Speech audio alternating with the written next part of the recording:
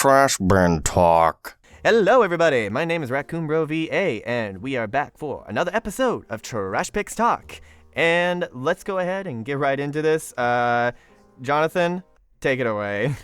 Oh, fuck yes. Oh, I have waited so okay. long to pitch this matchup to literally anyone. Josh right Scorcher, now. where are you? Oh no. Yes. It's Josh Scorcher versus Flip. Send this entire... Actually, no. Josh Scorcher versus me. Do because not associate me with Terami.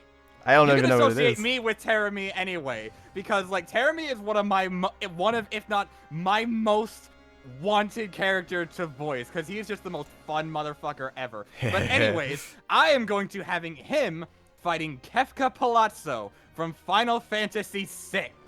Now you might be thinking like no one really ever has seen this matchup outside of me posting it on my top 50 most wanted list. That is where true. this was, I believe, number 6, I want to say.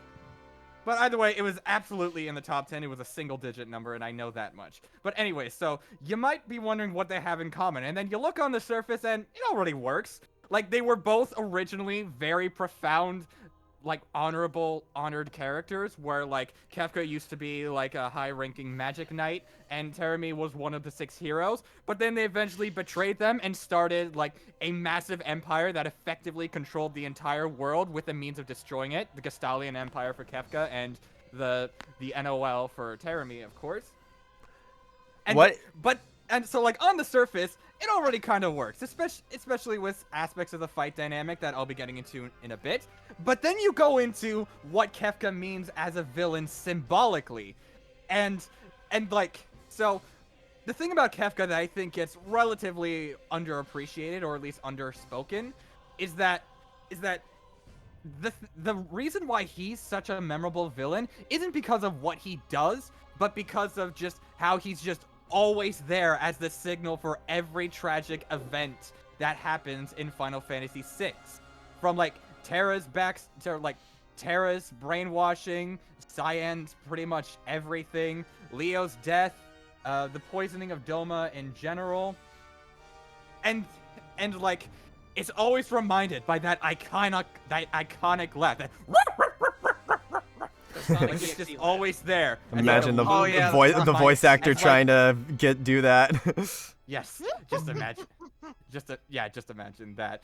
And then, like, it's just a constant reminder of the tragedy. And, like, it forces you to react not just with hatred for Kefka, since he was responsible for it all and seeks to cause the apocalypse, but also with sadness, because, again, he's reminding you of everything wrong that happened with the characters you're meant to follow.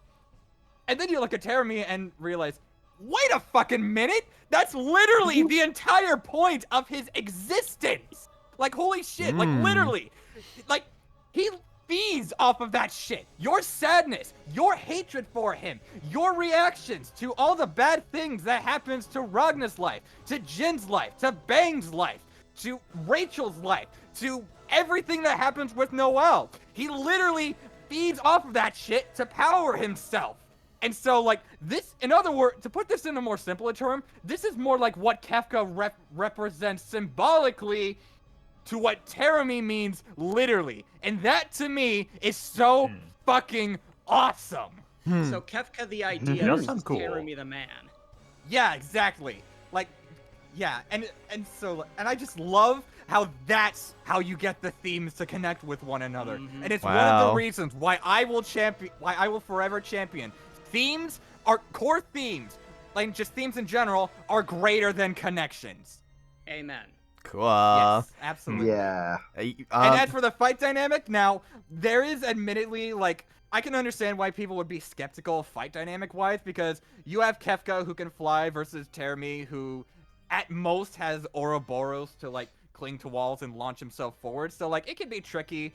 However, unlike with, another popular Terami matchup that shall not be named, not just because I don't like it, but also because I don't want to disrespect the people who do like it. But unlike that matchup, Kefka does not fight in space. And even then, if you pay attention to how he fights in like Dissidia, for instance, he often likes to use magic at close range, and it fits perfectly fine with Final Fantasy in general, since, like, well, every turn-based fight has them fighting, like, right next to each other, face to face. And so, this would be less like Terami fighting someone, fighting, like, a cosmic entity who regularly, like, blows up universes and shit. And more like Terami just fighting Nine the Phantom, who can also fly, who's also a magician, who also prefers to fight with close range magic. And I think that definitely works on its own. And the banter potential is also really, really, really good because, again, going to how Kefka's portrayed in Dissidia, like, you can have the more campy and goofball side of Terami and, of Kefka, and then of Terami just going and just like being his more, like, charismatic snake oil salesman personality, where he's just playing off of it, but also very clearly goading Kefka. And then eventually, once we get to the climax between God Kefka versus the Susanoo unit, where it's like his ass is not touching the ground aside, like, you get Kefka doing his, I hate. Okay, now I'm really starting to hate you. And then you could have Terami immediately respond with, now that's what I'm looking for! Ooh. Yeah. That's what I've been waiting for! Because give me all of your hate or something like that. And apparently, do you guys want to guess who voices Susanoo in Blaze Blue Cross-Tag Battle? Go ahead. Ray fucking Chase. Yep. Really? The voice of Sukuna, baby. So, no, like, I feel like for a Terami episode, it's probably just gonna be like they're all gonna be voicing, like, it's just gonna have one guy voicing Terami and the Susanoo, but, like, supposedly going for a more, like, English dubbed Sukuna direction. yeah. Like, I'm perfectly fine with that. Because And Kefka, I just need someone who can just go from very peppy goofball funny boy who, like, flies by farting to, like, just the most pissed off, maniacal, angry person imaginable. You joked Especially- about Josh. especially Raccoon Bro that. joked about Josh Scorcher, but yeah, I was gonna say. he can pull it off. Yeah, he can, but we've seen personally, we've I'd seen him rather- do it in a Just get him a better mic. like a Yeah. skit that he made he for, like, Smash Brothers when Sephiroth got announced for for Ultimate as DLC. Oh, yeah. And Kefka was, like, pissed off about it. Like what? Yeah. What the hell is this? Hmm. What the hell is this? Though I would personally prefer someone other than Josh Scorcher to voice him for Death Battle, just because, like, Josh isn't, like, a professional voice actor, and, like, I want to have someone That's who could, fair. like, do the range, like, better. I mean, Like, to be fair, Zach's not a professional voice actor, so you never know. Yeah, that is true, but also Josh Scorcher's mic. I'm sure they would probably get him a better mic. Yeah. Mayhaps. Maybe. Yeah. So I'm curious how Blaze Blue is able to compete with Final Fantasy scale wise. Well, Oh. Final Fantasy VI is like they're like, I feel like the Death Battle team is gonna handle Dissidia in the same way they handle Fire Emblem Heroes, where it's like, yeah, it's legit, but we know how contentious it is, so we'll exclude it for now. Like, wait. unless if it's, like, absolutely required to make the matchup feel more fair. But like, Final Fantasy VI is like, hang on. 6 is one of the only Final Fantasy games that does not get Gilgamesh scaling. Oh, Wait, okay. but I was I'm- just about to ask I- that. I'm- like, but I'm like, it's confu- not. Jonathan, I'm confused. I thought Kefka was from Final Fantasy 3. I'm an American. Okay, but in all seriousness, I'm an American boy. Technically, Gilgamesh does show up in the GBA and iOS ports, but apparently it's not the same Gilgamesh from Final Fantasy V, so you can't even rely on any backscaling or chain scaling or whatever. And like without Dissidia, Final Fantasy VI honestly is surprisingly underexplored, but they should be like dwarf star level at the absolute peak. Okay. Maybe planet level, like anywhere between continental to dwarf star level, and Blaze Blue is like large planet and like nanosecond timing. So, Interesting. like, Because I assume Kefka's like his stuff is like threatening the whole world. I'm assuming. Well, then in that yeah, sense, it is Terami like Yeah. is he like above, like is he at the peak of Blaze Blue scaling or no? absolutely. Oh, hell especially yeah. with the Susanoo Alright. unit. Because, Okay. like, yeah. I mean, he's like the main villain of the series, so like, no duh. It'd be a little And, like- disappointing if he wasn't. Yeah. Yeah.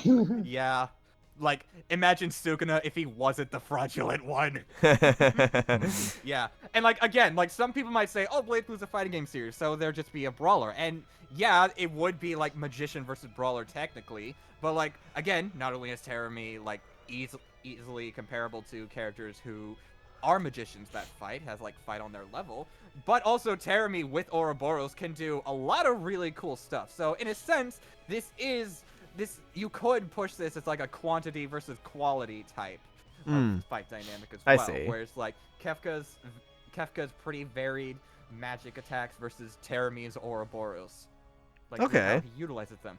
And also, if I remember correctly, I think Terami does have access to some hacks that I don't know if Kefka is able to fully resist. And so this is also a debatable the one. reason why Kefka went mad was because like his brain was severely damaged, and I don't think there was anything that says that he's able to resist like mind hacks anymore. And like Ouroboros is one of his key things is like Mind Eater, I believe it's called, where it actually does like target an opponent's brain and like mind and memories and such. My main hope for this, like especially since this would be hypothetically our first not Final Fantasy VII Final Fantasy character on the show, so I need the music to take heavy inspiration from Dancing Mad, one of the most iconic villain songs in all of video game history. And like I need you to listen to Endless Despair 2, because like implementing that motif just works perfectly with Dancing Mad, because like and then like you eventually get to the chorus where it's like wailing without cry of pain or rage. I forget the lyrics, but like BlazBlue LA vocals are like cheesy as fuck sometimes. Like they either go super hard, are super corny, or just bad. Yeah, but it adds to the charm. So like make this I guess in a sense make it a lyric track, because like BlazBlue, even outside the LA vocal stuff, does have like official vocal themes for the characters. LA vocals? I think LA vocals is like, this is during a Continuum Shift Extend, I believe, whereas like they got some singers from Los Angeles to like work on vocals. Okay, I just wanted to make sure that LA. Yeah, okay, gotcha. By the way, for those who didn't catch on it, Dancing Mad was playing for the entirety of my Joker versus Sweet Tooth segment in my season 3 review. Oh, really? Yeah, specifically the GA Metal remix. That guy's one of my favorite YouTuber musicians, and I really wish he would. Johnny Atma mentioned, let's go. Is it game metal or G? I don't really know. Well, whatever it is. I don't really care, because like I think they're both interchangeable. Like I think that the wordplay is like game metal, but but like GA metal is also catchy. All I know is I really want him to be on Death Battle again. It's criminal that they only got him on the show one time. Yeah. Wow. What was the one time? Ghost Rider versus Lobo. Ghost Rider Lobo. Oh. Yeah. And I love that track. That was season 6. So anyway, we also got Rich IDB for Cage. Johnny Cage. For Cage or Falcon Uncaged, yeah. Yeah, know, and that seems. And Toxic Eternity was on Sasuke versus Hiei.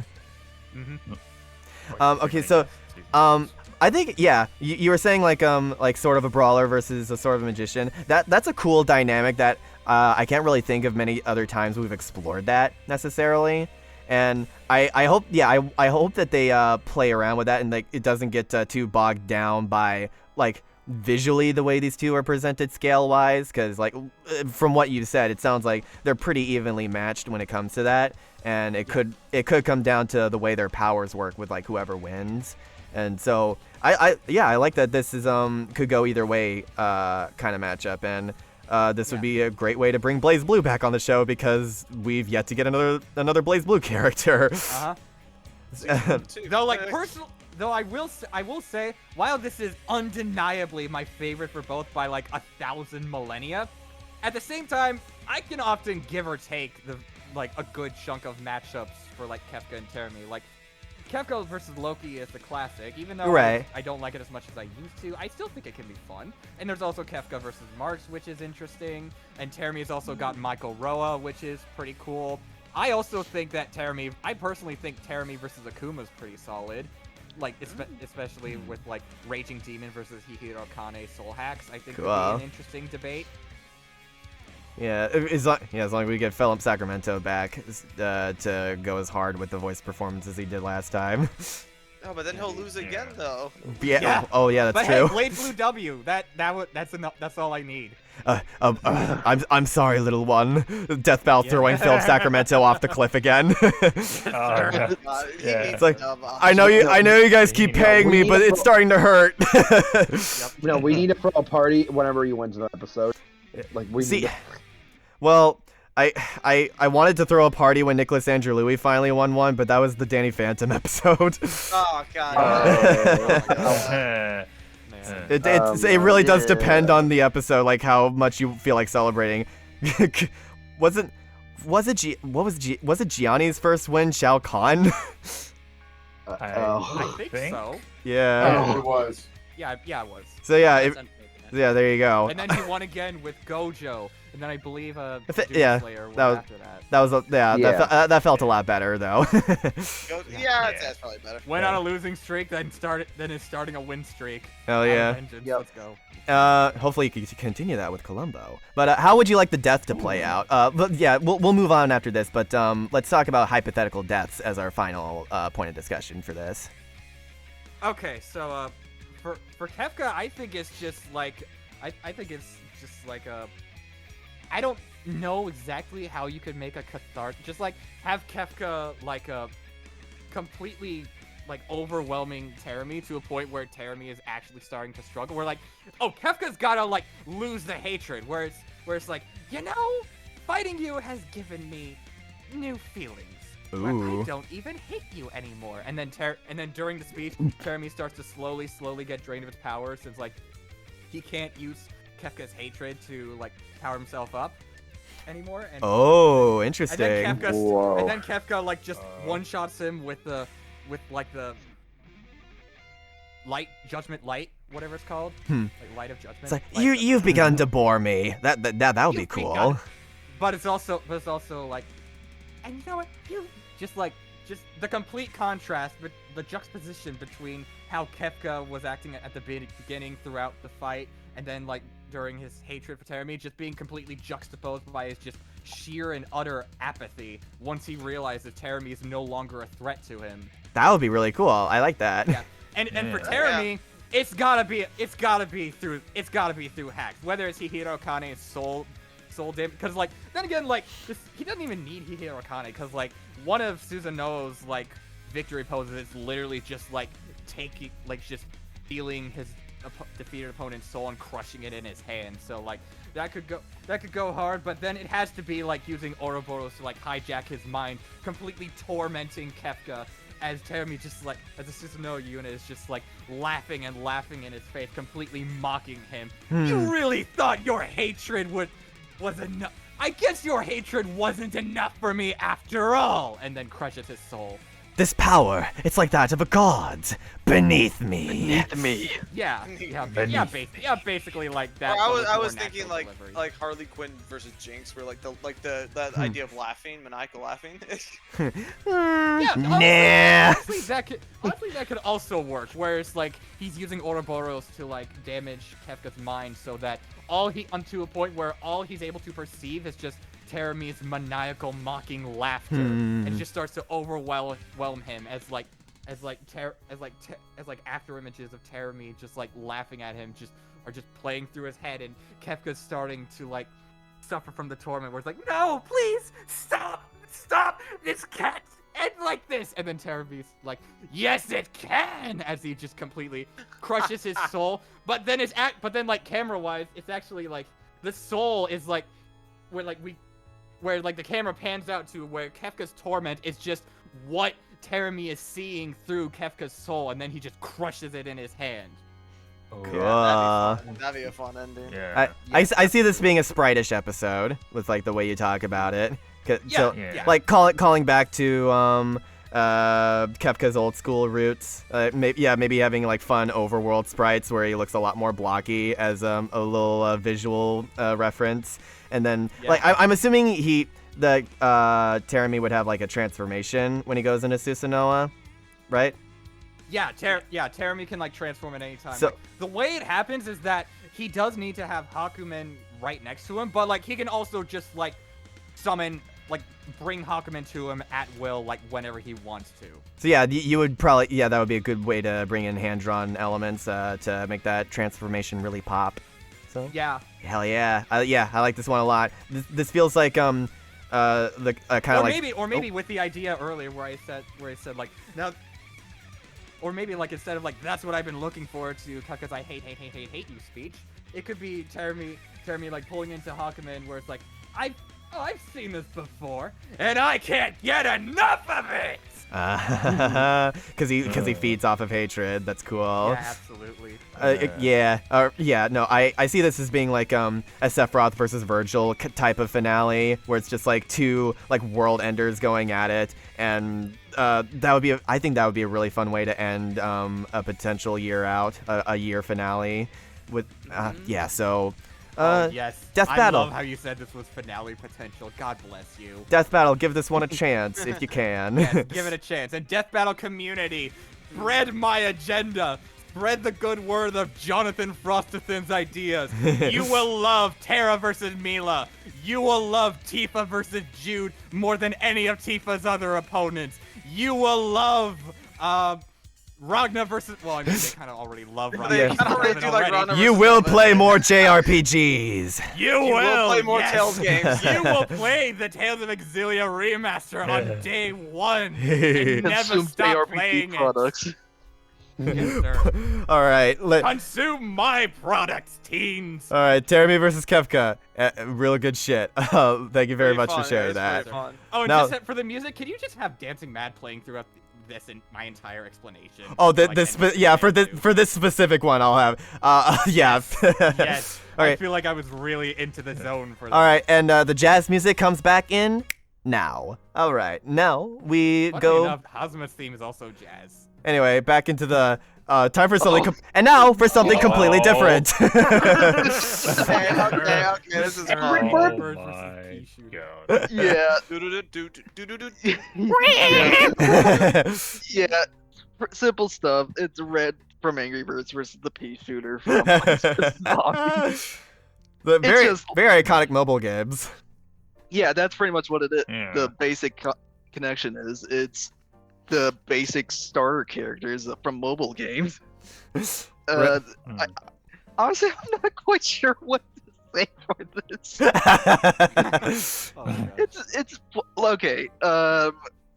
So there's like basically there's two ways you can look at this matchup. There's either just like use like the mainline games of just like Red and the Pea Shooter, or you composite them and give them everything they've been in, Oh yeah, which I would need that. include. Or no, go Oh, on. go full that's- on Among yeah, go on. Guys with it. I was just thinking like the Angry Birds. Because they like, do have a lot of crossover. crossovers. Yeah, you like can get like Angry Star Birds, Wars Star and Wars, Ryu. and Angry Birds Transformers. And then I need there's that stuff. Transform. Yeah, Transformers. Yeah. Yeah, we need to make a Rio reference somehow. Yeah, but just more so for Red. You think just because he's just like the starter character, like you know how he plays in like basic Angry Birds. You launch him from the slingshot, he knocks buildings down. Whoop-de-doo. But if you include like like some of the other stuff he gets like from like Angry Birds tunes and stuff, there's some cool stuff that you can do with it. Like with Yellowbird, Chuck, within the first episode of Angry Birds tunes, he slows time to a crawl, pretty Mm. Oh my much. gosh. That's And amazing. then, slows time to a crawl, and then also moves faster than anyone can see. Like it's So- Angry Birds tunes gets absurd. So basically, what the Angry Birds movie gag with the yellow guy, but now everyone can do it. Yep. Or yeah, maybe. Everyone can do the Quicksilver thing. Yes. Yeah. but Should we make this an army battle? That's what I was It's thinking. gotta Like be, make yeah. it like Maybe. like an army fight with like all the birds versus all the plants. All the That is plants are also That's dead. like my ideal way. Kind of like the Plants versus Balloons as well. Like honestly, why not have like a 3-way between them, like Angry Birds, Plants, and Balloons? Oh, what a way to return to the three-way battle format. That'd be great. I love balloons, by the way. I'm very nostalgic for that game. Me too. I'm nostalgic for all three of these games. And then we can have a gag of Flappy Bird just down. Flappy Bird's in the background. No. Fight opens up. We see Flappy Bird fucking around, and then he dies by a pea that was just shot at him. Yeah. I would prefer with Red, if they give him a voice, I would prefer like he has a more squeaky voice as a person just sounding like Jason Sudeikis. Yeah. Well, there's also the option of just like do it how it is in like Angry Birds Tunes, where it's just like he doesn't have a voice, but they emote him so well with like voice. Yeah, I guess this. Yeah, Yes. if we're gonna go the Among Guys Rory. route, you don't really need voice actors for this one. So fair enough. Yeah. I don't think anyone's gonna argue. I think the only time Pea Shooter would ever have a voice is for like a Dorkly video. Yeah, I don't think I was literally just about to joke, like, can we get the guys at Dorkly to animate this fight? Yeah. Yeah, because they made an Angry Bird short like way back when. And That's actually one of my favorite shorts from them. yeah, it's like I mean, it's like, the it's one like where they die sing pig, Kiss protect from the a Rose." queen. But then they realize that they're stuck, and then they just start shooting the breeze. Yeah, they both love CL Kiss from a Rose. Yeah. Oh yeah. I also like the one where the Angry Bird accuses that other bird game where you slide on the hills. Slide on hills. Yeah, he accuses them of ripping him off, but then you see a rock also coming out. It's like, oh great, the Angry Birds guy. It's like, wait, who are you? I'm the Rock from Crush the Castle. What the fuck is Crush the Castle? Yeah, there's like a lot of fun gimmicks. Look, you could I do know we with make fun of Dorkly a lot, but I do have a weirdly nostalgic attachment to their older videos. Me too. So, like, how close is the debate with this matchup? Oh, that's a good question, actually. I wouldn't know. I don't scale these two. How does this end? Especially if it becomes an army battle. Scaling, so play at scale to multiversal crazy Dave. Oh boy. Oh yeah, you gotta include garden warfare. yeah, because if I'm remembering correctly, if you composite this, he should have just hit a black hole variant. Oh boy. Oh no. Oh god. Oh man, imagine the black hole appearing in that mouth. Ugh. Save us, Angry Birds Transformer scaling. That's something I actually did kind of want to talk about because ignoring if you like composite them with crossover stuff, I'm pretty sure Red and the Angry Birds would still get the Transformers crossover because in the trailer for it, it just shows the Angry Birds that get transformed into the robots. It's weird. Does Transformer scaling go higher than Star Wars scaling? I don't know. Yes, I'm pretty sure. I don't know. I need Red. I hope that Red would have like his own matrix of leadership called like the Egg Tricks of Leadership. Something like that. Sir. Egg tricks. Well, I'm pretty sure the Allspark in that game is called the Egg Spark. Yes, yes, I love it. I love it. That is so fucking It's stupid. Yeah, this is a stupid matchup. But I love it. And I here's another boon that I think this matchup could have, because like for those who don't know, Rovio has been weirdly insistent on just refusing to bring back the original Angry Birds, at least in its original state. And like instead of like focusing on like all the spin-offs and just all sorts of stuff that isn't nearly as well received. So I think Death Battle could, like, even if it's a full composite, I think they could definitely just like find a way to bring back like the classic, like the OG Angry Birds, like where at least where it starts off that way, and maybe even ends that way too once all the like crossover and composite chicanery is all done with. Yeah. Like I thought of a framing device for this. Bear with me. I want it to start out in like after the it's time for a death battle. It's just like it's somebody like Sam on their phone, just like looking through the apps they have, and they see a new app appear on their phone that just says Angry Birds versus Plants versus Zombies, and he's like huh. And then he like clicks on it and starts playing it, and then like it zooms in on his phone, and that's where the battle starts playing. And like sometimes like throughout the battle, like it cuts back to Sam just like watching it and like bewildered, and he like motions for other people to like come look at what's happening on his phone. and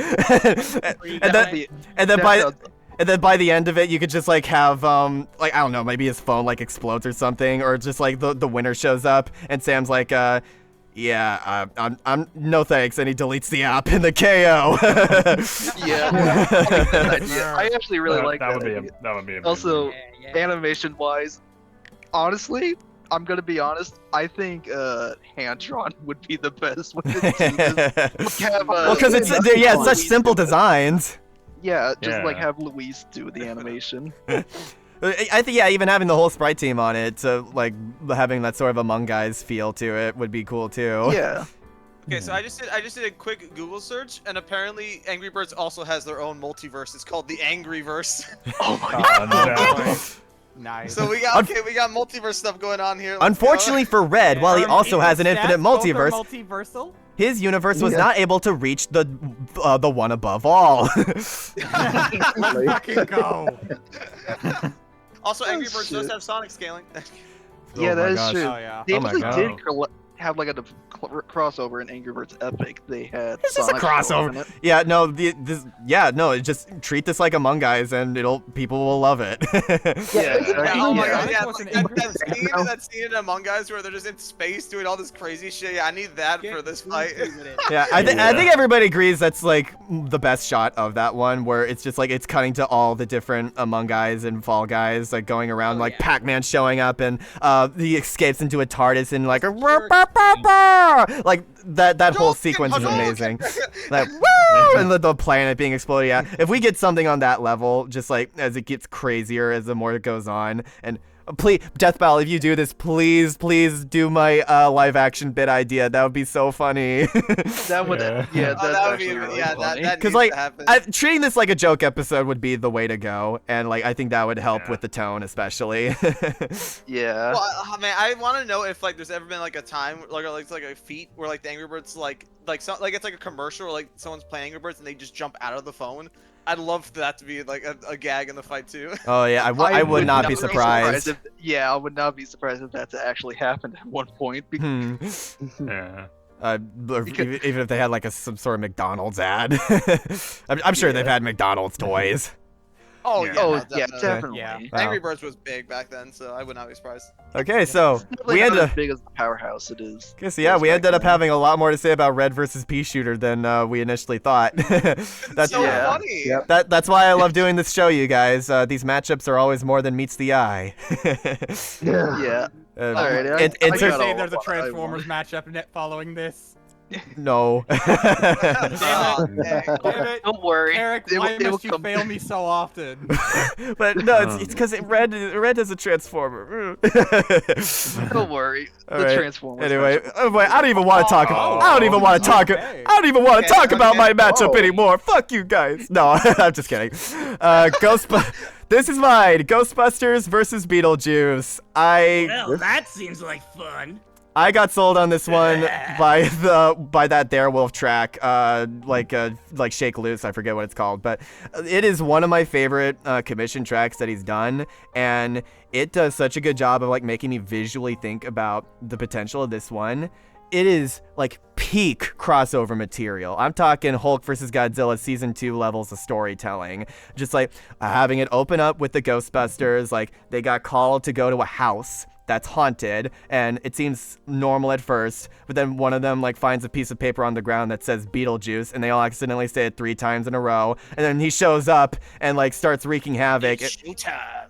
And I'm imagining, is Dan Aykroyd's character, is his name Ray? Is that Ray? Ray, I believe. Yeah, I'm Yeah, pretty sure it's Yeah, right. right. I like Ray trying to negotiate with him at first, but then Beetlejuice like throws up slime on him. He's like, okay, forget this. Everyone, light up. Grab your sticks, hold them. Heat them up, smoke them, and then they like start firing, and the battle begins. And with this one, like the chemistry between the team of Ghostbusters, like that is a must for getting that right. And please, you get obviously the OG Ghostbusters. There's no other way to do it. The original Oh hour. yeah. Venkman, Ray, Spengler, and oh my god, what's the last one? Egon. Egon. Egon. No, Egon. Well, no, is no, right. Egon is Spengler. Oh god. Venkman, Stance. You know, don't. Okay. Harold Ramis is Egon Spengler. Bill Murray is Peter Venkman. Dan Aykroyd is Ray Stantz. And Ernie Hudson is Winston Zeddemore, yeah. This is Zeddemore, yeah. Who, by the Gotta way, very underrated character. I know he's like considered the fourth Ghostbuster, but the way he's introduced is pretty great. Where like he's just like so normal, and his response like to the guidelines of the job is just being, "Hey, as long as the pay is good, I don't care." Literally, Also yeah. has some of the funniest lines in the movie. I've seen shit both that'll make you movies. turn white. Yeah. And both the original and the sequel, like it's just like he's like the most down to earth one of them, and like it's just he just adds so much personality. It helps that If Ernie Hudson is someone asks Ernie if Hudson's a you're living legend. god- So Yeah, yes, Steve. Right, Please. if someone asks if you're a god, you say yes. No. Yes. So I was actually gonna say, if Ghostbusters win this, I would want it to end with would want it to have the final line be like, next time you see a piece of paper on the ground with a random crazy name on it, you don't say it out loud. You don't read it out loud. Since we talked about Ernie Hudson, shoutouts to the time where the Irate Gamer was able to collab with him. Oh shit, hell yeah. Nice. Yeah, it was like for a video. That's crazy. Yeah, Okay, I would say as an avid fan of both franchises, I've seen the original Ghostbuster movies. I've seen both Beetlejuice movies and the Broadway show. Yeah, this is just a very, it's just a very fun crossover idea. Like just like as characters mentioned, like the Ghostbusters go to a haunted house. They summon Beetlejuice, and it's just like a bunch of crazy hijinks as they like try to like find him, and he's just like messing with them in the house. Cause like I know there's like with stuff like the Beetlejuice cartoon, there's like crazy stuff where like Beetlejuice is like wrangling like constellations, but I like the more like grounded kind of just like like Saturday the morning. tricks and gaffes. Yeah, like what I would expect Yeah. from like the Beetlejuice movies, like that. I think just like it vibes more with me, like just like this idea. And definitely, obviously having a bit where he like possesses some of them and like starts making them dance to the Tallyman song, or they're legally What a party. they're like And, like, they're what they're idea legally do you distinct have version if of it. Beetlejuice wins? Oh yeah, if Beetlejuice wins, I would imagine him probably sucking them up into a different dimension or something, and then it ends with like the Ghostbusters in the waiting line, like in the That's afterlife. Yeah. Yeah. Oh dang, yeah, that'd be. And you know what? In that scenario, you could still have crap, I forgot. You can still have Winston say the line I mentioned earlier, because like, Yeah, but more him like being mad is like, we're dead because of this, you assholes. Like so, like that would And, still be like, like a I would- lighthearted way to end it. Yeah. Yeah. And I feel like the Ghostbusters might also have some cosmic feats outside of the original movies. I've Maybe. heard Like a video game? I've heard even with like the original crew and all, Ghostbusters could still get Universal. Really? What? What? Oh, I don't really believe it either, but that's the word I hear on the street. That's why I want them to do this one. Like a dimension scaling? See, this feels like I don't know if it's straight dimension, but it is Universal. what I love about this matchup is it's the kind of one I wouldn't be afraid to show my dad. You know, it's Yeah, exactly. it feels like it reaches an older audience that would not necessarily be into Death Battle, but like they see this and they're like, oh, I know those like two franchises. I grew up on them. I'd be curious to see how they would interact with each other. And with Beetlejuice, there are many ways they could go about the voice, because like there are many different incarnations. They could either go for a full Michael Keaton with like the hey, how's it going, or like more Alex Brightman, like with like much higher and like raspy like this. Yeah. Maybe some combination of the voices as well, like we were talking about in the last episode. Yeah. But either way, like no matter what, he is for sure gonna be like the obvious antagonist, just like messing with the Ghostbusters. Like it's such an obvious role for him to play in it, and just This one just also never has really taking them seriously. Yeah.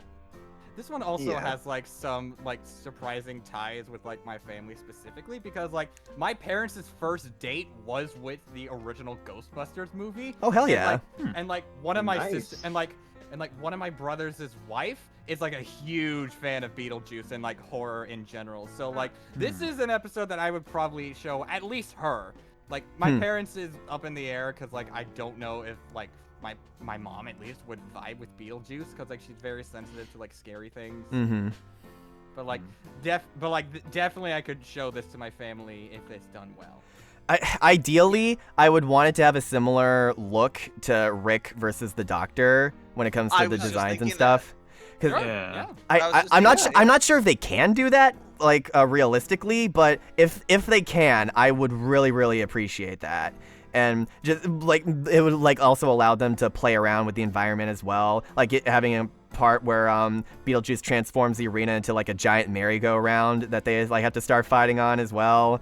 And just like, and by the end of it, once the Ghostbusters activate more of their hacks to like prevent the mind control and stuff, just like having it end like with like the Ghostbusters theme going like blaring full force, and they're just like using their equipment to just actually beat the shit out of Beetlejuice. And like, do you guys know that one part from the Sonic Unleashed like a little short film where he's like fighting the ghost? I want a moment. I want a moment where they like are working together with their rays and like have him wrangled up, and they're just like dragging him around the walls and stuff, and he's like going through like bookshelves and shit, and like to the point where they eventually like release him, and he's like flies through the roof into the sky. And at that point he's just he's so pissed off. He's like, all right, that's it, and he like goes like full force meteor dives. But then like, and this is my idea for how Beetlejuice's defeat would go. He gets right before he's about to punch one of them is like just like standing completely still, and you could like have it be a reference to that moment when Peter is getting attacked by the Slimer, and he's just like standing still, like screaming like, ah!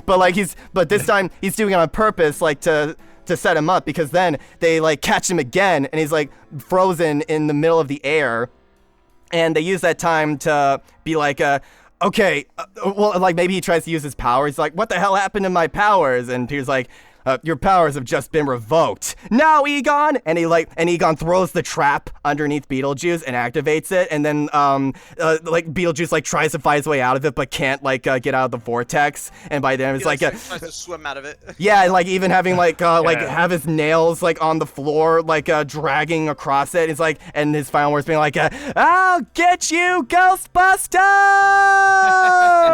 And then, God, that would be, like, making it feel like the ultimate crossover, like in that moment. It's like that is what they would do if it happened. It would be so hype, especially if they do something similar to the Darewolf theme with like just like having that because the Ghostbusters theme is one of the most iconic musical themes in the world, and Danny Elfman's soundtrack for Beetlejuice is also equally as memorable too.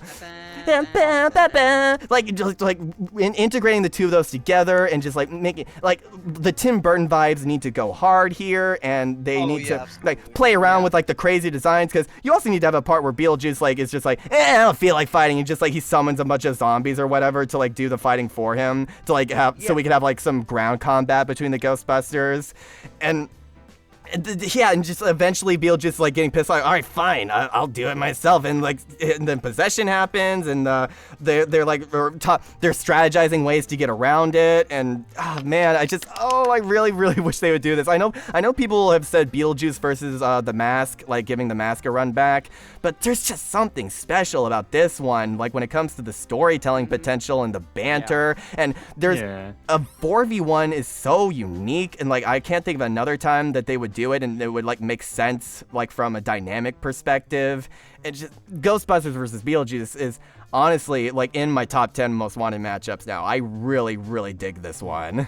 Nice. Yeah, this is I'm definitely sold on. I'm definitely very sold on this one. Thank you. This definitely has potential. I had you also mentioned how 4v1 fights like aren't that common, but like I do think that they can work. I do think that they can work with specific context. Like giving a shout out to another matchup, MacGyver versus the A-Team. That one made me skeptical at first, but then I saw the pitch for it because it was one of the Kickstarter pitches. I saw the pitch, and then like it just all came to, that is to this day one of the best Death Battle Kickstarter pitches that was ever made, just straight up. Wow. And like the moment they said Tinker Force was the moment I was like, okay, yeah, this could definitely work as like a 4v1 or like a team versus one guy or whatever. And like I think that Ghostbusters versus Beetlejuice, I think that like it can absolutely work with like Beetlejuice just fucking around and like manipulating the house that the Ghostbusters are exploring versus like the Ghostbusters just like exploring like different parts of the room, trying to come up with some team strategies, seeing like what they could do individually, and I just think that could make for a really fun team versus solo fight. Like straight making it feel like a Scooby-Doo mystery, like trying to like go around the house. I mean, isn't that far-fetched? To be fair? Yeah, no, not really. I was also thinking, I had like a few thoughts, because I definitely think I am like also solo in the matchup too. I had a few funny thoughts. Like you mentioned how like it'd be fun if like Beetlejuice like summoned like zombies. I had a funny like idea about like if you've seen the Broadway show, you know like one of the song sequences has him say like, you know what make this more fun? More me. And yeah. So, yeah. bunch different versions of himself, and that's when you can like have the Ghostbuster thing, like the Ghostbuster theme, like. All we wanna do is hear that sound. Yeah, that song. I love it. A dance break sequence on an album. And like that's I think the part where you can have the Ghostbuster theme like just blaring at, so like they just like boom, it's taking down all the Beetlejuice clones. And then the other thought is that we have to have a sandworm. You gotta yeah, like him riding it with a cowboy hat, like yeehaw. If not Beetlejuice being captured in a trap for like the finisher, like if he loses, you gotta have the Ghostbusters like summon a sandworm, just eat him. Oh yeah, and Luis animating the sandworm to make it look like stop motion. I could hear Beetlejuice screaming, "Lisa Al Gaib!" What? Oh, no, he means the Dune thing. Lisa Al Gaib. Oh, okay, fair enough. Yeah. I quite Beetlejuice. I like the original film a lot. I like the Legacy sequel a lot as well, because it gives us even, like, Michael Keaton as Beetlejuice, he gets even more screen time than the original one, where he is surprisingly, he's really not in the first one that much. He's like 5 minutes of screen time tops. But I think like with Beetlejuice, like he stole the show in that movie. Yeah, like he Michael Keaton has not missed a beat. He was amazing in that film. And I would also want them to like incorporate like bits from his personality in the Broadway show too, because like my god, like there's a reason that one put Alex Brightman on the map. He does such a good job as Beetlejuice in that show. And absolutely, man. And there's a reason he's kind of cursed. I love Alex Brightman. He's kind of cursed at this point to only do that voice for any other voice acting role he's gotten for, so I feel a little bad for him. Even in like Dead End Paranormal Park, where he voiced Pugsley, like he eventually just, like he did have to do a pretty distinct voice. It was really good. I love the character he played, but there was a point where he just eventually had to use his Beetlejuice voice. Yeah, because he's playing a demon possessing the dog or whatever. Yeah, but to be fair, that song is a bop. Oh boy. So see, maybe like giving him like a little bit of musical moments in here as well. Oh man, I know that it probably wouldn't happen. Could you imagine if like they got Alex Brightman to cameo in this? That would be cool. That'd be awesome. I have no idea if like how doable that is, but I mean shit, he's been on like multiple Vivzy Pop shows, so maybe. Just show Pugsley and Beetlejuice's analysis, and I'll give it a 10. And also the reference him appearing as in Teen Titans Go. Yes. Oh my god. Yeah. They got Alex Brightman for that episode. I'm a very busy ghost. I'm doing a show on Broadway. I'm going to Hawaii. I just got engaged to Winona Ryder. Hell yeah. Oh boy. Yeah. So Ghostbusters vs. Beetlejuice, awesome matchup. Give it a try, folks. You never know. Okay, now moving on to the next one, we got a little bit of a trailer to show off. Oh, pause. I just gave it away. I think I know what this is. Yeah. I don't know what it is. Is there no? I don't know if the audio's on. Yeah, I can't hear any audio. I don't know if there is audio for this actually. Oh shit. Oh, this is like an actual animation. Taskmaster. Hey. Let's go. Yeah, I'm not getting any audio for this. Sorry, guys. Okay, so it's different from what I thought it was gonna be. Oh no, there's audio. It's just I don't know if it came in like this. Yeah, it just didn't show up for this. It's okay. Is it Mr. Oh my god. Yeah, this is really awkward without the voice acting. Sorry, guys. Yeah. Oh, Deathstroke. Maybe maybe one day. Aw. Maybe one day? Probably. Rest in peace, Smash Bracket. Deathstroke versus Taskmaster. Let's go. Yeah. Also, sorry, Titanium, if you watch this, because you voiced Taskmaster in that, and you did a really good job, but I'm sorry that animation's not gonna be finished. Anyway, moving on. This one is a very, very cool legacy fight that we've talked about for a while. And it would be great. We haven't had a Deathstroke run back in ever. Yes. Yeah, it's been Raptors a talked hot about minute. this one enough to where I can get down with this. Like, I can understand the idea. this was yours, Zeo, right? Correct. Yeah, and very, very cool. Just they both have very similar machinery and artillery to pull from, and like they're both considered the most like tactical geniuses of their universes. Oh, 100%. And if you mind if I go can Yeah, I was hoping you would start talking. I was like, Zeo, are you here? Yeah. I just wanted to see if you had anything else to say. I didn't want to be rude. Go ahead. But yeah, Deathstroke versus Taskmaster, aka Slade Wilson versus and not whoever Taskmaster was in the MCU, because that's just. Sorry, versus who? You cut out when you said Taskmaster's name. Taskmaster in the MCU, whoever that is. Yep. Because what's his actual name though? It's it's not a him. It's a her. It's a her. Yeah. It's a her. I forgot. All I know, she was like Dracov's daughter from Black Widow. I forgot about it. It's kind of forgettable. I mean the real Taskmaster's name. The actual one. To be honest, I can't remember at the top of my head. Okay, that's fine. Yeah, His the real first one. name is Task, last name Master. All I'm gonna say is, if you're a fan of her, I'm very sorry if you watch Thunderbolt.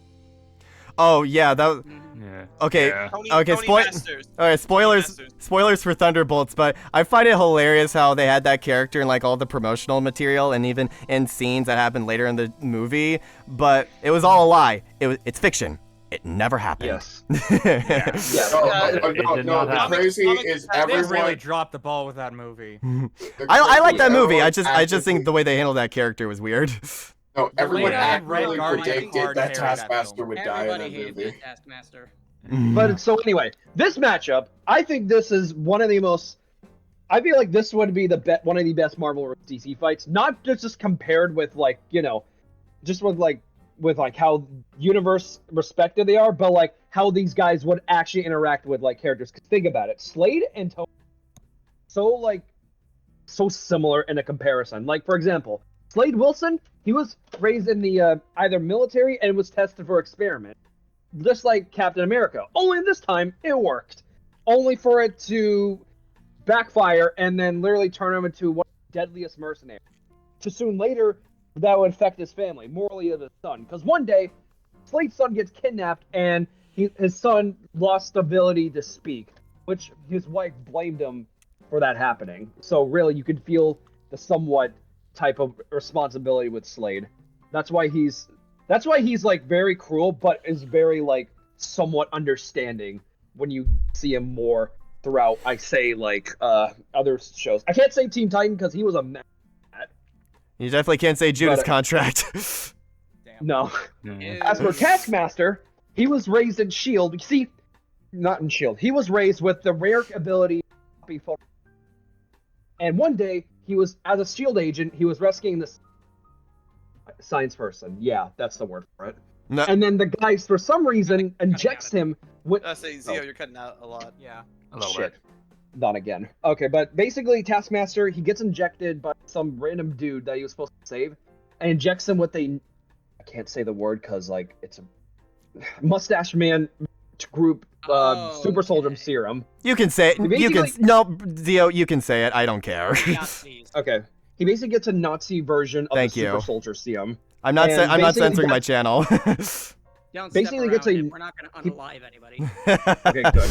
Basically, he gets a don't Nazi say on version of the super soldier serum, thus warping his mind into Taskmaster, one of the most deadliest mercenaries in Marvel Comics, to the point where he even learned sorcery magic from Doctor Strange.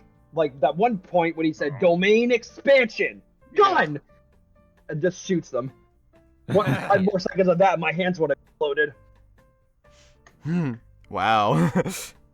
But yeah, these two, what this battle would mostly come down to was their experience, tactics, and their arsenal. Because, like, dudes, there's, like, the stuff they've done is superhumanly impossible. Like the time Deathstroke literally somehow outsmarted Kid Flash and even tagged him, and how Taskmaster can somewhat outsmart the Avengers.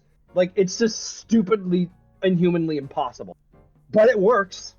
And I mean, Taskmaster does have history with Deadpool. Yeah. And even though he gets outsmarted by Deadpool. He's here. I think it was even brought up in like Deadpool versus Deathstroke for like Deadpool's analysis. That's true. And even the sneak peek, even in the animation that I showed you off of, Taskmaster literally mistaked Deathstroke as. Yeah, God, I really wish the sound was working. My bad. Yeah, forgive me for my mic stuttering. Right, for my mic. No, I mean the sound on the video. My bad, Slime. Yeah, but overall, I think this is a really cool matchup. If I have to say which they can do this in, I say Sprite Fight. Maybe if they wanted to. Not saying they have to, but they can try doing live action. I don't know how that'd work, but I'd like to see it. Well, that would be cool. That would be cool. Yeah. All I want for these two is just to show off their heavy arsenals and just show how ruthless they are.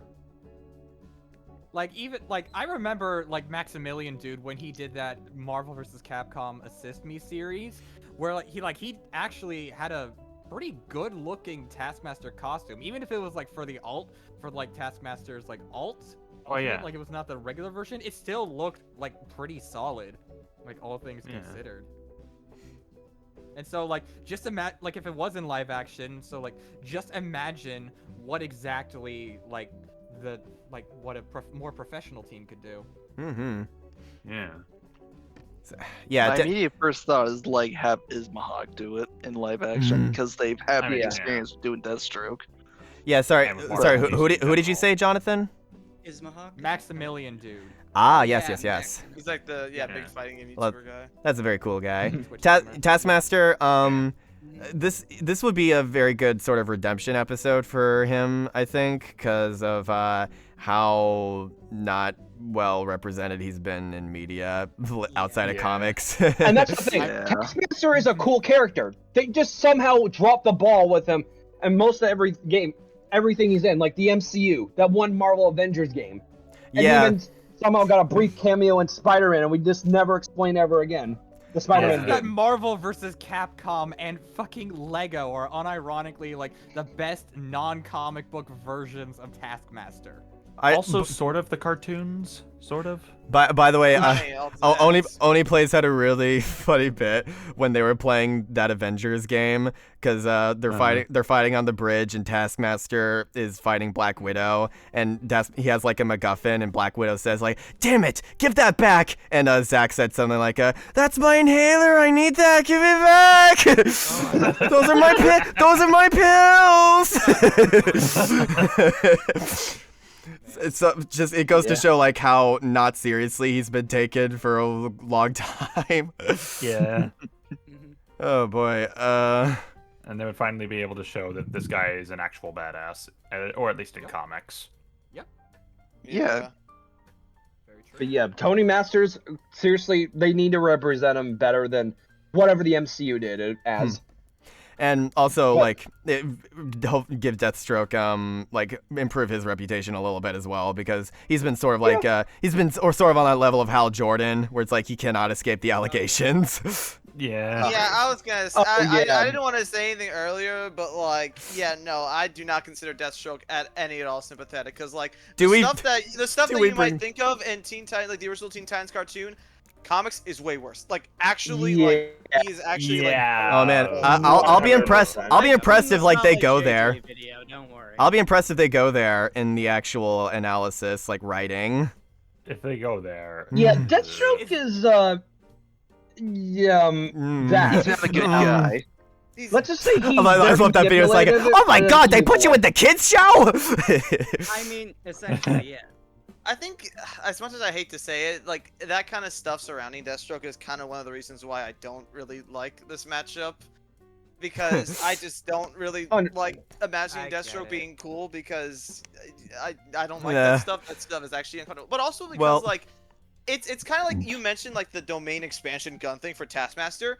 that's also another thing. Like this matchup has always been weird to me, is because Taskmaster, they tried to like in recent years they really try to weirdly enough Deathstrokeify Taskmaster by making like this hardcore like badass who like he's so stoic, he says so little, but he's like he can beat anybody up. In the comics, Taskmaster is an absolute goofball. He's like he's honestly more like Deadpool than he is like a Taskmaster, which is like why this matchup always just was weird to me, because like Taskmaster, I want him to be like that goofball character. I don't want him to be like that kind of like hard ass like Deathstroke kind of character. But Well, yeah, it would help like the dynamic feel more, give him a bit more, differences between the two. Because I always view this matchup as like being goofball Taskmaster, Deathstroke being like, ugh, this again. Yeah, not again. We always prefer harmony over unison with these matchups, you know. Yeah, I guess. When it comes to different personalities going against each other. Yeah. Yeah, but I just say this one's a somewhat fun Marvel vs. DC fight, and I can see them somewhat doing this one day, because I know there's like a lot more Marvel vs. DC fights, like Mysterio, Scarecrow, and all that. But yeah, I'll say this: I think this would be fun, morally on the Arsenal aspect of it, because these guys got so many weapons, experience, and this like. I want to see them like try to use their prowess and tactics to see who would get the first. But Zeo, I thought Marvel vs. DC was boring and overdone and oversaturated. That is if they keep doing the Marvel vs. DC cosmology thing. Jonathan, this is where you say the one line. Street tier noises? No, this is not season. This isn't season. Oh yeah, that from that meme. Yeah, that meme I made. Okay. Yeah. I was trying. This isn't season 7. Yep. No, who do you guys think wins this? Cause I don't know how debatable this is. It's very close, but I've heard Deathstroke wins. At least from what I've heard. That sucks. I want Taskmaster to win so bad. Though I am hard rooting for Taskmaster, because I just think he's better. And his overall character. Don't what Behemoth said. Don't worry. After Taskmaster gets killed, Deathstroke will be like, "Finally, I won." And then out from the shadows, you hear somebody say, "Why don't you take a seat right over there, sir?" What are you doing here? Chris. Oh my God, Chris Hansen, what are you doing here? Or you just hear, "Hey, Slade, did you miss me?" Oh no! No, not again. But anyways, just saying my piece real quick. It's just that I am kind of with Behemoth, where I don't dislike it as much, but I also don't really care about it. And a part of it is just because from the hooks, even if you go for a more comic accurate Taskmaster, it does just kind of feel like a less exaggerated version of Deadpool versus Deathstroke. But as long as they can find a way to make it distinct, make the tone feel distinct while still being faithful to who Taskmaster actually is, then I could see it working. Yeah. I think that's a good note to end on. It's a cool idea. There's some a lot of recent stuff happening that but so I mean, Raptor loves this matchup, so it's at least got the whole Raptorverse backing this up. True. Yeah. Very true. Cool. All right.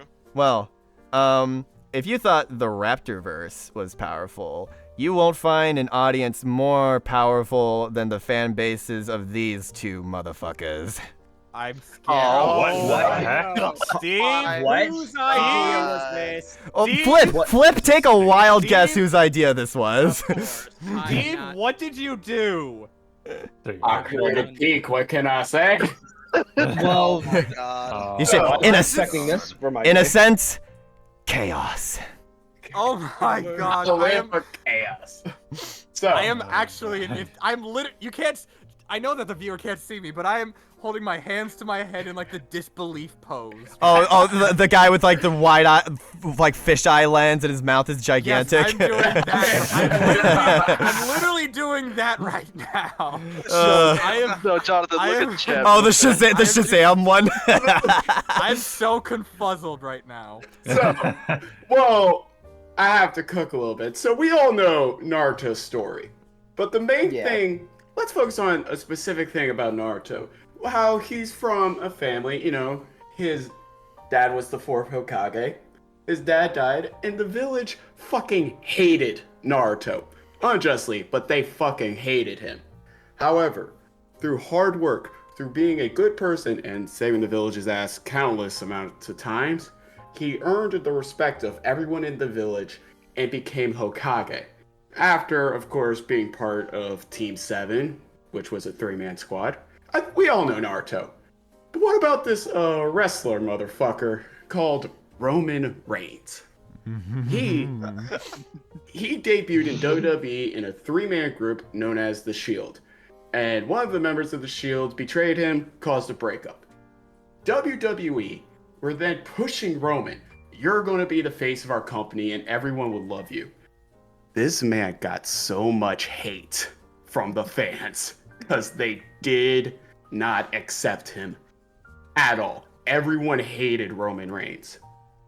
Then he disappears for a bit because in real life he got cancer and it was COVID, so he couldn't be around.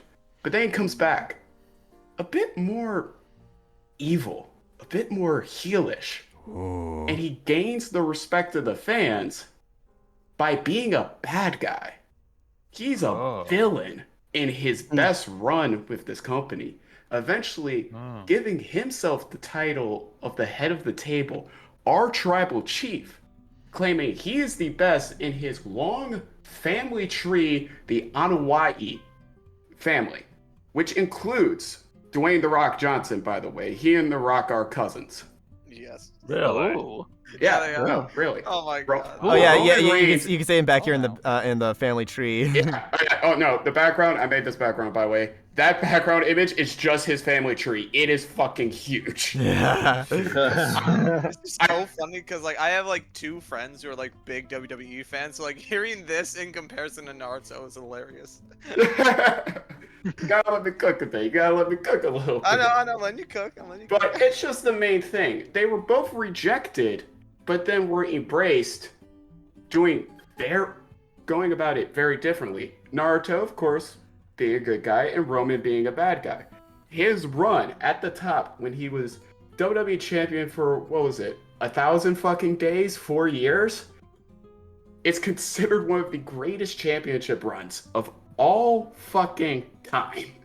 And his heel work during it, mwah, beautiful. That was the first time I ever heard a PG crowd chant "fuck you" to somebody.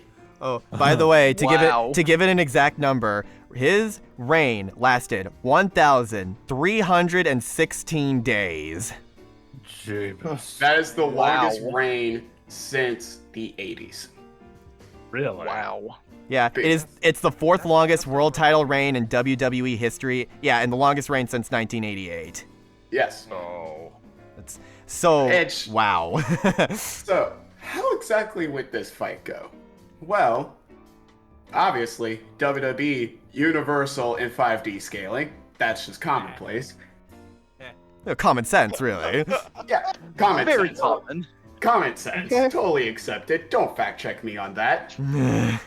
Yep. But what really gets me is the banter. Because Naruto is famous for his talk no jutsu, where he would try to get on Roman's good side. Roman Reigns, during his heel run, fucking gaslighter. Was gaslighting his family, was gaslighting the fans, he was abusing power. Insane. And during matches, mid-matches, he'll just start talking shit and cut promos. There'd be no mic. He's just saying it just to say it. What So the the banter, the banter would be godly. Naruto going, "We're not so different, you and I." And then Roman saying, "Yeah, I'm not like your sad excuse of a fucking father." Oh, do you think maybe it would start out with Roman Reigns like challenging Naruto for the Hokage title? Of course, because he's gonna be absolutely. like, "Doug, I am your tribal chief." That's what he says. He's not a tribal chief. He's your tribal chief, which he says to the WWE universe. Oh yeah, let this start out like Sauron versus Lich King. I'm here to claim what's mine, baby. You better believe that I won't give it up. Oh wait, I forgot. One more thing. Roman, during his face run, that everyone hated, he kept saying, "Believe that." Oh my god. Oh. Oh, Oh my God. Over. What? Well, we know what the soundtrack title is. Better than Naruto versus Luffy. Better than Naruto versus Luffy. Objective. Always better than Naruto versus Luffy. No, Objective fact. I agree. I've said it 3 times. It's officially a fact. And now Roman Reigns is gonna be starring in that Street Fighter film as Akuma, so he's gonna have some like acting experience too. Yes, I forgot. Okay. Yeah, no, That he's movie's casting is weird, but now that I'm getting more familiar with Roman Reigns, I'm more open to him as Akuma. Dude. Roman as tribal chief. It's like night and day. He is awesome as the tribal chief. I need to look up a compilation of like his like sauciest moment. He seems like Dwayne Johnson, but with a bit more sauce. He is saucy. He is saucy. One of his best promos, it was his build up to his fight against Logan Paul in Saudi Arabia, because of course that happens. Wow. It's 30 seconds. It's him talking to a camera, no mic, and he's just like, I'm tired of being humble. This is my show, my camera, my ring. Oh my gosh. Running. Oh, and it's the best promo he's done. And it's like 30 seconds long. This dude is a top tier shit talker and gaslighter. Who won? Oh, Roman Reigns. That was in the middle of his championship run. He wasn't losing that belt to Logan fucking Paul. I would have been If upset. he lost to Logan Paul, I would have been mad. No, it's like the Jake Paul versus Mike Tyson thing, and it cuts to Mike Tyson like counting all the dollar bills he got after the fight. Yeah, no, he ended up losing the belt to one Cody Rhodes, who's also in the Street Fighter movie. Yeah. Oh wow, that's. I wonder if they did the casting because of that specifically. Probably. That's funny. Wow. And for those who lack whimsy in your life and think, oh, but Roman just punches, there is a now delisted game that used to be on the App Store called WWE Immortal. And guess what it gave Roman? Superpowers. Of course it did. This is the one where Johnny Cage guest starred, right? Oh, yeah, it's because it was made by NetherRealm. Oh my God. Roman Reigns also... What the hell? Let me guess. Roman Reigns also has a shonen-esque transformation. He doesn't have that. He just has like different, fucking, what's the word I'm looking for? Like forms. Okay. Like styles. Yeah, because it's like that game was weird because it was like you could get cards, and there was like 3 different cards of Roman, and along with a bunch of other wrestlers. Wait a minute, is this a Tom and Jerry chase thing? A little bit. Oh boy. A little bit, but hey, it's WWE. It's technically part of its multiverse. I do want Death Battle to tackle WWE again, because a lot of people agreed that the only one that we have doesn't really do the franchise that much justice. Like they barely scratch the surface of like what those wrestlers are capable of when you like dig deeper and deeper into the insane lore that you wouldn't necessarily think of, because it's like it's a sport. It's all in real life. Like how would they compete? And then you Steve, you told me about that one guy who he started off as like I'll let you explain it. I'll explain it. So there's a channel called Dank Ops, and he made his name by playing the WWE video games, and each of these games had a story mode where you could like put in your own wrestler or creative wrestler or CAW as we called it in the community. And his was an OC known as Chris Danger. And it goes on for a while, and then later he's like, as every wrestling fan goes, he thinks to himself, I want to actually train and wrestle my first match. So he debuts in real life as Chris Danger, and it is implied that this Chris Danger is the same Danger from all of the fucking video games. Meaning, because of his existence, there is an entire cosmology. Think of that moment from Simone's analysis where he interacts with the version of him that is writing the Gurren Lagann story, like fiction and reality meeting together. And I also want to mention each game is basically its own separate universe. Woo! That's not at all. bye. Oh my. When you accept kayfabe, the canon of WWE to a fucking T, it has some of the most insane and hilarious scaling of all time. Yeah, that's why I want them to talk about it again. I want them to like give it the actual spotlight, not being derailed by like subplot stuff that no one cares about.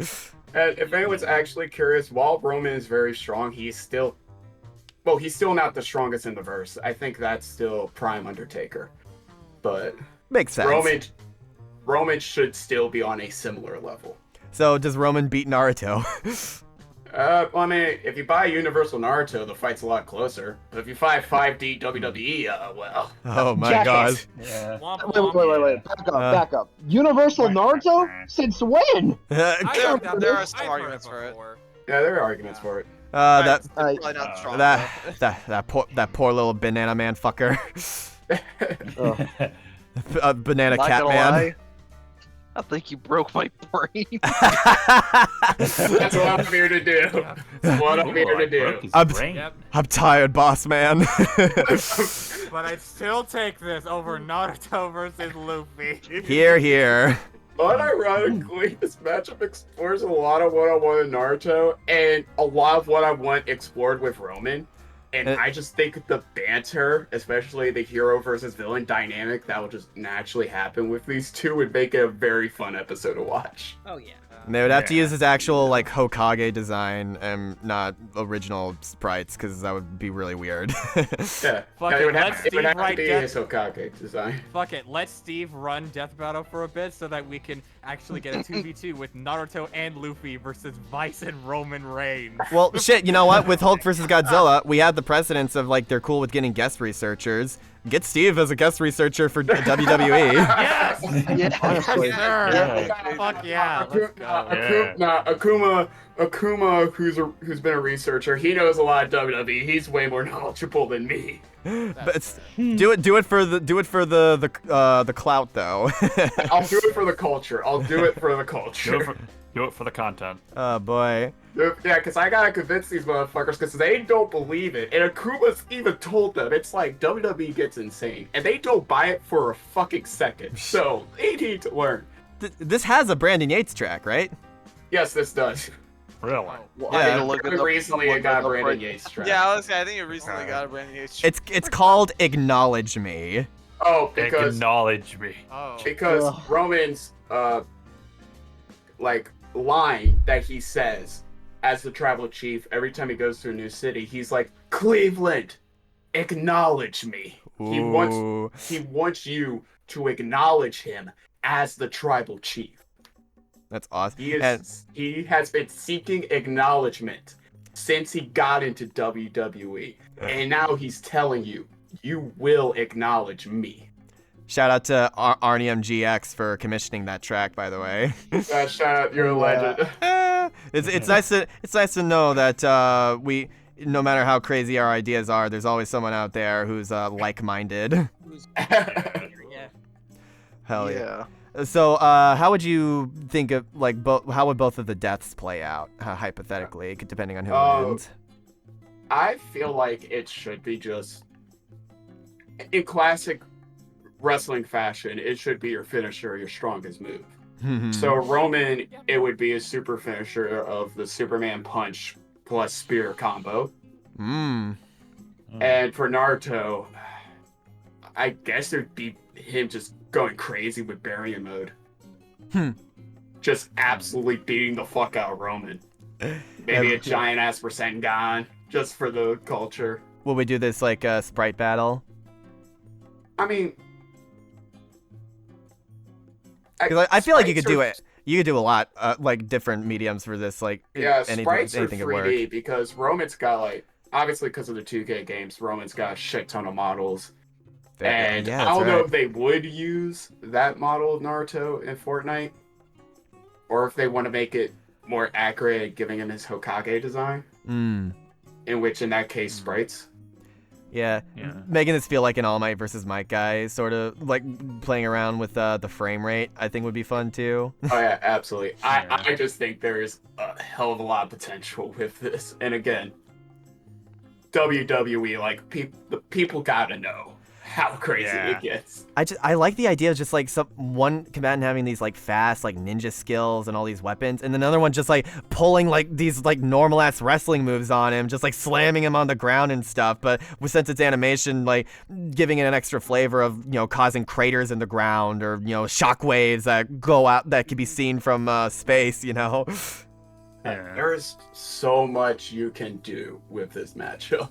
The more you think about it, and I need this to be real. It's it gets me a lot more excited than most other Naruto alts. Steve, I think what you mean is, you want to believe it. You want to believe in it. Believe it. Believe in the me that acknowledges you. Oh my god. Yes. Absolutely. I've acknowledged Roman for a while. I want people to acknowledge this matchup. Oh man. Well, I hope we all did a good job acknowledging this in y'all's eyes, audience. We hope you guys liked this one as well. And so, with all that being said, time to move on to the members only section of our little rundown. And this time we got one from Crona R3X. And that's a dash in between the Crona, and the 3 could be an E, so it's either Crona Rex or Crona R3X. One of the ones. At least I said both of them, so you have the voice clips for like options for both of them, Crona. And this is a very fun one that that's been talked about for a while, because earlier we were talking about how 1v4 is a very unique numbers dynamic. We don't have many 3v3s on the show. Now, do we? Oh yeah! This one. Ed, and Eddie versus Yakko, Wacko, and Dot Warner. The setup for this one Brothers is and the one Warner is sister. Yes. The setup for this one is just like literally like it writes itself, because like you have Wacko is like falling for one of Eddie's jawbreaker scams. Yes. Like they fall into it, but then he finds the jawbreakers, and then Wacko eats every single one, and that's what starts the fight. It's just so easy to set up. Yeah, just like don't take this one seriously at all. It's just like have the Animaniacs like doing like insane stuff the entire time, like having them like break out into multiple musical numbers because that's so tied to what they do, and have the Eds like their personalities go full force, just like because they have such a fun like chemistry. They're one of the most iconic trios because of that in like Western animation. So like obviously like the voice acting for this one is essential because they all have such iconic voices. Like you need to be help them if Ed gets a pebble in his shoe. You need to be very, very careful with who you cast for this, because it's very people will like pick that apart like crazy. And then imagine if they work in the Ed, and Eddie sound effects by having them just play stock cartoon sound effects, and then having Yakko go, "Hey, wait a minute, don't these guys normally like make different sound effects?" And then you just have Wacko, and then like you just hear the sounds off screen. It's like, ah, there they are. But then a camera pans to reveal that it's just Wacko making those noises on his own volition, like or something. He's making them with his mouth. Yes. Like, sorry. Yeah. Sorry. Yeah. This is one of those ones where it's kind of hard for me to like necessarily imagine how the fight would play out. It's kind of like Scooby versus Courage in that regard for me, because when like leading up to that, I had no idea like how they were going to have the two of them fight, like the dynamic necessarily. And so I'm in a pretty similar boat with this one. I would just very much be along for the ride with like just give me crazy gags and visuals the entire time. Wait, oh yeah, who has to go? I have to go. Oh yeah, no worries. My uncle just showed up. No worries. All right. See you later. See ya. All right, see ya. Okay, but so with this, it's just like, just like make it feel like a classic Ed and Eddie and Animaniacs short. Like try to marry the two concepts together, and you've made me a happy customer. Yeah. Yeah. And like I would especially love a moment where like Yakko and Eddie are are like fighting each other off screen, and then Wacko and Ed are fighting, but then it's revealed to where they're just like punching the air or something, and then Dot looks over to Double D and says, "You see what I gotta put up with every day?" And then Double D is like, "Oh, believe me, I know." that makes sense. Like you can maintain like the typical dynamic of their friendships or like their siblinghood. Yeah, exactly. Respectively. And like you can maintain that in the fight the entire time, and that's why I vibe with this. I like this. Yeah. You think? I'm not sure how the. Mention how Dot almost fingered Prince. No thanks. What? No, not Prince. Fingerprint. I don't think so. Yeah. I have no idea how that joke got in. I really needed to say it. Thank you. Yeah. Because it's like one of these groups is gonna have to die, and I don't know how I feel about that. I don't think they can. Would this be another stalemate? That would be I'd fun. love it though. to be another It's hard to stalemate. tell with some of these Toon Force episodes. Because Yeah. I don't really know how they kill each other, and quite frankly, I don't want them to kill each other. Yeah. If it goes to a stalemate, I want it to just be like Dot and Double D being like, this is going nowhere. Do you just want to call a truce? And he's like, and then Double D is like, yeah, sure. And then Dot's like, hey, stop fighting, you idiots! And then everyone's like, okay. And then there's like, and that's how it ends. I'm sure if like somebody if they had somebody die, like maybe one of the kids from the cul-de-sac would show up, like one of the more unlikable ones, like Sarah, yeah, or Yeah. what's the bully's name? Kevin? Sarah or Kevin showing up, because they say like even if it's a tie, somebody has to die. So like some who would play like the Eustace role for this one. Yeah, imagine if like they say somebody has to No, die, it's and just then Eddie's Yakko brother. goes, okay, then pulls out a giant mallet and just like squishes Sarah with it or something. Yeah, Eddie's brother would work too. Yeah. Yeah. Well, because like they have the Ed and Eddie, like their analysis segment has the perfect thematic ending, because Big Picture Show is probably One of the like best, indisputably cartoon endings ever. one of the best cartoon like movies and like / finales ever, and it's also impossible to find on streaming, which is really sad. Yeah. But like Yar har fiddle dee dee. And like the way it ends by somehow recontextualizing years of Eddie's behavior and like why he is the way he is it was like so impressive how they were able to do that. And I know that it would be a very emotional and like cathartic way to close out their segment. And as for the Animaniacs, it would be a lot darker, because the reboot ends with them straight up being murdered on screen. Seriously? What? Yeah, because the reboot ends with them like saying that, like, no, we didn't get renewed for our 4th season, so bye guys. Yeah, Hulu just like came in and literally buried them in a graveyard essentially. And they're like screaming, it's horrific, and I'm like, oh my god, this is actually this is fucking scary. Why are you doing I this? didn't remember that. What the fuck? Yeah, no, it's like actually really scary. I thought the finale was it was just like they were in like the Warner Brothers lot, and then like a giant explosion happens. I don't remember a graveyard. Hold on, let me make sure. The lost episode. Pasta ending, dude. Hold on. Yeah. What the fuck? Hold on. I just looked up the ending. So I That guess is some- maybe no stalemate potential then, huh? That's some like Squidward suicide stuff. I just looked it up. It just ends with them getting hit by a meteor. Yeah. Yeah, that's what I remember. Well, I remember. No, wait. What am I? Fuck. I know I saw this somewhere. I think maybe you're thinking about like in the new intro for the reboot, they had like a part where like they like rise out of graves and like sign contracts or something like that. Oh, okay. No. Here's what I'm thinking. Yeah, that's probably it. Okay, look up Wacko, Yakko, and Dot Die. This is from the actual show. I guess I might have thought that this was the finale, but they're in a graveyard and they're being chased by like a flurry of emails or something. Fuck. Let me find a. Oh, I see it. Yeah. Yeah, I found it. Oh, I found it. I see it. The fourth Post it one in the down chat. says deleted version, creepypasta version. Oh. No, it's because it's clearly like actually from the show, like because the animation's too good. Yeah. You guys keep talking while I look this up. No, I see it. Yeah. Yeah, Dangerman just posted it in chat. Yeah. Thank you. Yeah, no, that's not the finale. Yeah, that's Yeah, what no. I'm looking at right now. Yeah, what I'm trying to figure out what the context of that was because it was really scary. Mhm. No, but like, no, like, no, you guys feel free to keep talking while I look this up. Yeah. Anyways, back to less dark stuff. So the comedy of this matchup would be really, really good. Wood chipper. This is horrifying.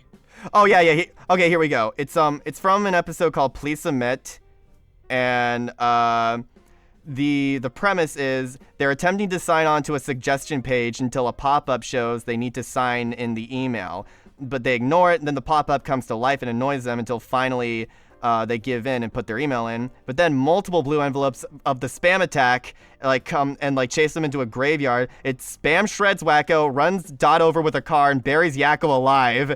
And then the segment ends with the now okay, so the Warner siblings are fine, and it ends with them saying spam is a serious threat, and the only safe website is their own. Okay. When I saw that clip circulating around, for some reason I was led to believe that was how the show ended. So apologies if I accidentally spread misinformation. That's fine. What do you mean? I love spreading misinformation.